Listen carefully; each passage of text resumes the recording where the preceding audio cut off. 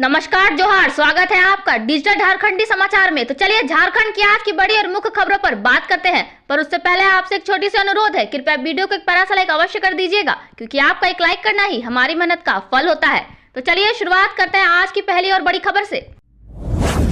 झारखंड मैया सम्मान योजना में बड़ा खेल, एक महिला के खाते में पहुंच रही 8 लाभुकों की राशि, पुरुषों को भी मिल रहे पैसे। झारखंड मुख्यमंत्री मैया सम्मान योजना को लेकर बड़ा खेल हुआ है। मामला गढ़वा जिले के खरौंदी प्रखंड का है। मैया योजना का निबंधन करने वाले कंप्यूटर ऑपरेटरों ने कई महिलाओं का निबंधन अपने चहेते महिला पुरुष के बैंक खाते में लिंक कर दिया है। नतीजन एक ही महिला के बैंक खाते में 8 लाभुकों की राशि पहुंच रही है। एक पुरुष के बैंक खाते में 6 महिला लाभुकों की राशि पहुंच रही है। उधर जिन महिलाओं का निबंधन हुआ वे खाते में राशि नहीं आने पर अपना निबंधन चेक कराने के लिए चक्कर लगा रही हैं। उधर जिन महिलाओं पुरुषों के खाते में मैया सम्मान योजना की राशि पहुंच रही है, वह कहती है कि जितनी राशि उनके खाते में आ रही है उसका आधा कंप्यूटर ऑपरेटर को बतौर कमीशन देना पड़ता है। मामला कुपा पंचायत का है। यहाँ सत्यनारायण गुप्ता के खाते में 6 लाभुक महिलाओं के हिस्से की राशि जा रही है। आशंका जताई जा रही है कि इस तरह की गड़बड़ी पूरे प्रखंड में हुई है। इधर मामला प्रकाश में आने के बाद खरौंदी के बीडीओ रविंद्र कुमार ने कहा है कि मामले की जांच कर कार्रवाई की जाएगी। गढ़वा प्रखंड के रंका बोलिया पंचायत की महिलाओं ने प्रखंड कार्यालय स्थित बीडीओ के कक्ष में जमकर बवाल काटा। आक्रोशित महिलाएं बीडीओ के कार्यालय में घुस गई और हंगामा करने लगी। उनका आरोप था कि रंका बोलिया पंचायत की मुखिया पतिया देवी और पंचायत सचिव विनोद प्रसाद गुप्ता ने साजिश कर मैया सम्मान योजना की लाभुक सूची से कई महिलाओं का नाम हटा दिया है। इससे इस बार उन लोगों के बैंक खाते में मैया सम्मान योजना का पैसा नहीं आया है। महिलाओं को समझाने का प्रयास कर रहे प्रखंड कार्यालय के सहायक राजीव दुबे को भी महिलाओं ने खरी खोटी सुनाई। हालत देखकर वहां पुलिस बुलानी पड़ी। इसके बाद बीडीओ ने कहा कि पूरे मामले की जांच कराई जाएगी और इसमें दोषी लोगों के विरुद्ध कार्रवाई की जाएगी।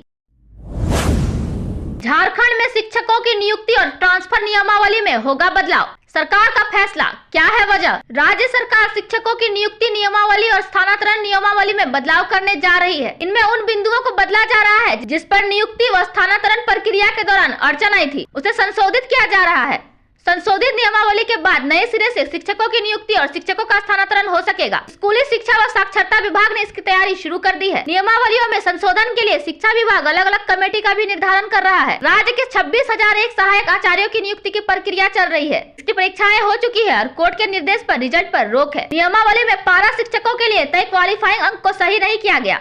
अभ्यर्थियों ने इसे चुनौती दी है। क्वालिफाइंग अंक में बदलाव होता है तो नियमावली में बदलाव किया जाएगा। 26,001 पदों पर नियुक्ति होने के बाद 23,999 पदों पर बहाली निकाली जाएगी। साल राज्य सरकार हाई स्कूलों में भी शिक्षकों की नियुक्ति करेगी। इसके लिए भी रिक्तियां जुटाने की कार्रवाई शुरू कर दी गई है। इसके अलावा शिक्षकों की स्थानांतरण नियमावली में अंतर जिला स्थानांतरण के लिए तय की गई प्राथमिकता के आधार पर अंक निर्धारित है। इसमें जोन में पदस्थापन उम्र के अनुसार अलग अलग अंक तय किए गए हैं। असाध्य रोग से पीड़ित शिक्षक का अंतर जिला स्थानांतरण का प्रावधान है, इसमें बदलाव किया जा रहा है। असाध्य रोग पीड़ित शिक्षक के अलावा उनके परिजनों को भी इसमें शामिल किया जा रहा है। शिक्षक के पति या पत्नी, बच्चे या फिर माता पिता असाध्य रोग से पीड़ित है तो अंतर जिला स्थानांतरण में शिक्षक को लाभ मिल सकेगा। साथ साथ महिला शिक्षकों के स्थानांतरण के लिए भी प्राथमिकताएं बदली जाएंगी। झारखंड शिक्षक पात्रता परीक्षा नियमावली में भी फिर नियम बदलेंगे। राज्य सरकार ने हर विषय के लिए 40% अंक लाना अनिवार्य कर दिया है। अब इसे बदलकर पूर्व की तरह किया जाएगा। इसमें अनुसूचित जनजाति और पिछड़ा वर्ग के अभ्यर्थियों को 52% अंक और सामान्य वर्ग के अभ्यर्थियों को 60% अंक लाना होगा। झारखंड में 2013 और 2016 में शिक्षक पात्रता परीक्षा हुई थी। इसके बाद 2024 में शिक्षक पात्रता परीक्षा के लिए आवेदन तो लिए गए, लेकिन परीक्षा नहीं हो सकी। मैया सम्मान योजना में गड़बड़ियों को दूर करने के लिए सेल का गठन, इस नंबर पर कर सकते हैं शिकायत। जिले में हजारों लाभुकों को मैया सम्मान योजना का लाभ नहीं मिल पा रहा है। योजना का लाभ लेने के लिए फॉर्म भरने में हुई गड़बड़ियों के कारण यह स्थिति उत्पन्न हुई है। लाभुकों को योजना का लाभ दिलाने के लिए प्रशासन ने गंभीरता दिखाई है। इसके लिए बगौदर प्रखंड कार्यालय परिसर में शिकायत सेल का गठन किया गया है। सेल में 4 कर्मचारी मौजूद रहेंगे जो मैया सम्मान योजना के लाभुकों की शिकायतों को सुनेंगे और उसका निष्पादन करेंगे। वीडियो निशा कुमारी ने बगौदर में आयोजित प्रेस कॉन्फ्रेंस में इसकी जानकारी साझा की है। वीडियो ने बताया कि फॉर्म भरने के समय कुछ त्रुटियां की वजह से कुछ लाभुकों को इस योजना का लाभ नहीं मिल रहा है। लोगों के द्वारा इस तरह की शिकायतें की जा रही है।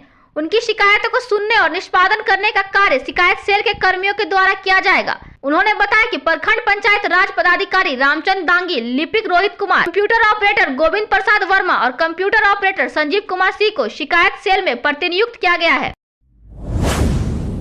निकाय चुनाव में देरी पर बाबूलाल ने सीएम को घेरा, कहा प्रशासकों से सरकार चला रही नगर निकाय, भ्रष्टाचार का बढ़ रहा बोलबाला। झारखंड में लगभग 1.5 साल से अधिक समय से नगर निकाय चुनाव नहीं हुए हैं। नगर प्रशासकों के माध्यम से इनका संचालन किया जा रहा है।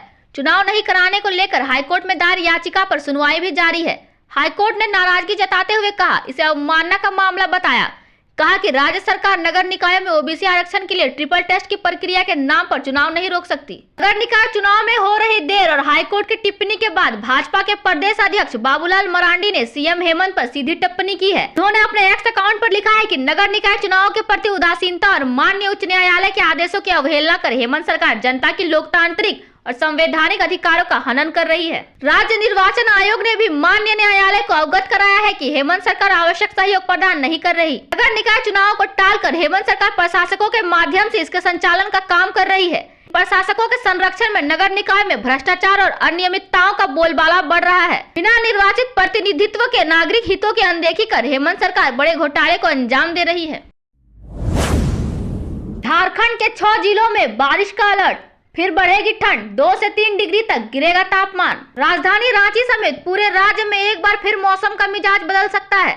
लोगों की परेशानी बढ़ सकती है क्योंकि मौसम विभाग ने बारिश की भविष्यवाणी कर दी है। ठंड एक बार फिर से बढ़ जाएगी। 15 जनवरी को उत्तर पश्चिमी हिस्से यानी पलामू, गढ़वा, चतरा, कोडरमा, लातेहार और लोहरदगा के कुछ एक स्थानों पर वर्षा होने की संभावना जताई जा रही है। इसके बाद एक बार फिर राज्य के न्यूनतम तापमान में गिरावट होने के संकेत मिल रहे हैं। इसे लेकर मौसम विज्ञान केंद्र रांची ने बाकायदा बुलेटिन जारी करते हुए बताया है कि राजधानी रांची समेत राज्य के अगले 5 दिनों के दौरान न्यूनतम तापमान में बड़े बदलाव की संभावना नहीं है, जबकि राज्य के उत्तर पश्चिमी हिस्सों में एक जगह पर वर्षा होने की संभावना है। इस कारण उत्तर पश्चिमी क्षेत्र में जिलों के न्यूनतम तापमान